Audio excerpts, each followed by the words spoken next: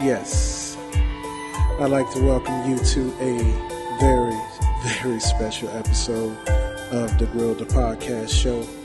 It is in honor of National Sons Day. I see a lot of my Facebook friends who are posting pictures of them with their sons. Of course, if you heard my show or seen my website or just listened to me rant, you'll hear me mention the fact that my mom passed some years ago.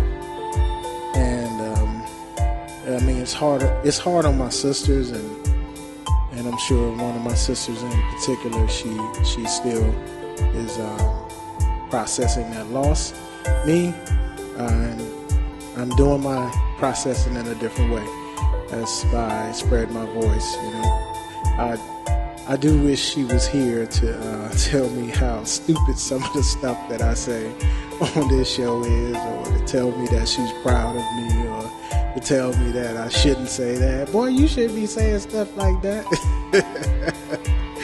I'm pretty sure that's how it goes, because my mom was very opinionated about me. I'm the only boy. I think I've shared that before, but I just wish she was here to give me an okay, to say you're doing all right. You know, just stay honest, speak from your heart, don't lie, and don't forget what I taught you. I never will, of course. That's despite what you hear, or you hear me rant. Believe me, my mom's thing was to make me realize how smart I was, to make me realize how intelligent I was. And there were times I fought that. I mean, a lot of times I fought that. You know, I was just a bad kid, period. I tell you, I'll share this first story. I remember I thought I was the ladies' man, like, you know, all the girls wanted me. So got these big old frog eyes, you know, big old yellow buck teeth. You know, I thought I was the ladies' man, like, for real, you know. So I think I was in the second grade maybe, and I did something anyway. She beat my ass. I mean, she beat my ass. And to punish me, the whooping didn't hurt, you know, because I was a little tough guy. The whooping didn't hurt, but what she did was, after she whooped me, she sent me out there with my sisters and the girls that I was showing out for. I think I was probably hitting on my sister, or, you know, aggravating her. She sent me out there to be around them while I was crying. She literally put me out the door. Like I said, the whooping didn't hurt. It hurt more that she sent me outside to sit and cry around these girls, and now they're picking at me. Oh, you a crybaby. Oh, you a crybaby. Oh, you a crybaby. But I don't cry much anymore, Ma, you know. No, especially not in front of women. I've had some tough cases with that. I don't cry no more. I mean, I suck it up. I be tough. I be tougher. Try not to hurt anyone.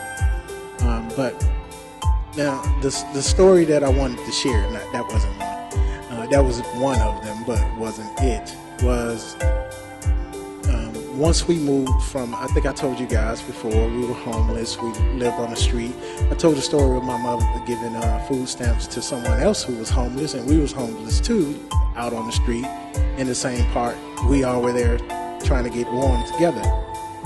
But some time after that, we moved into a small apartment complex over Dome Street, Pry Road, over in that, down where the old stadium was, down in Atlanta. We had a small complex. My stepdad at the time, he was able to get a job.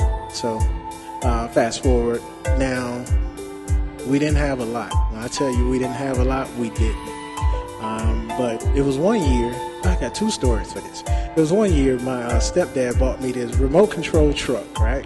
So, which was a good thing. I mean, I love the fact that, I mean, he got this remote control truck and I played with it until the batteries went out, right? Once the batteries died, it was pretty much over right there. So what I did was I took this truck apart, right?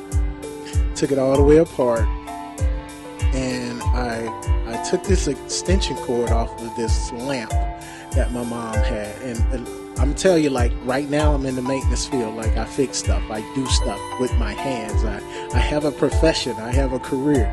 So anyway, I cut the cord off this lamp and stripped the wire down, and I took the wire I took the motor out of the car, out of the remote control truck, out of the remote control truck, and stripped the wire, and I tied them together. So I don't already figured in my mind, if batteries can do this, what happens if you plug it in, right? So I'm sitting there, I'm hiding over, trying, just in case she walked in, I'm kind of hiding over behind some pillows in the bed, and I done put these wires together. I got the motor and everything. So I take the plug and I plug it in, and it's and my mom immediately says, "Man, what the hell did you do?" That's what she said, because she knew it was me. I blew a fuse. I blew the fuse for the fuse box. So back then it was fuses, not breakers. So I had to go to the store, walk to the store, got another fuse, put it in, the lights came back on. I mean, I was going to the 5th grade, so whatever age that is. So I was a kid, but she knew I was a bad kid. Not bad as in, going to jail, because that was her biggest fear. Like, she used to come at me like I think I told you guys, you're gonna be dead in jail. When I was growing up in the projects and in the streets, I won't glorify any of that part of my life, but she didn't like it, because she knew I was smarter than the crap I was doing. She knew that. There was a time when we stayed in that same apartment complex. This is where I got my hustle from. It was we really didn't have much. I tell you, we didn't have much. But I started one summer. My sisters know this. Started one summer. I would get up and I found a shopping cart. The guy that lived below us, he would collect cans and collect scrap aluminum, and he would get money for it. I mean, his truck had all these just broken pieces of cans. So what I did was I said, okay, well, let me see what this is about. So I walked around the neighborhood, found a grocery store cart, and as I went back, I just started picking up cans, and just, that was the thing, just start throwing cans in there. And I did this every day, most of the summer, in the morning, where my friends wouldn't see me, but I was collecting cans. I would get $2 or $1.50, but just this one day where God put this moment there. We didn't have any food. I think my stepdad, he was laid off for a minute because he worked at the iron and mill place that was right there where I took the cans to. But, however, I woke up one morning. I got my cart and loaded it up with cans on the way, and looped back around. There was this guy standing outside our building, and he was in a van. Of course, you got to think, this is during the time of Wayne Williams and children missing, and and especially in Atlanta. So he's just sitting there. So I'm picking up cans as I walk, just scrap aluminum. And he says, "Hey kid."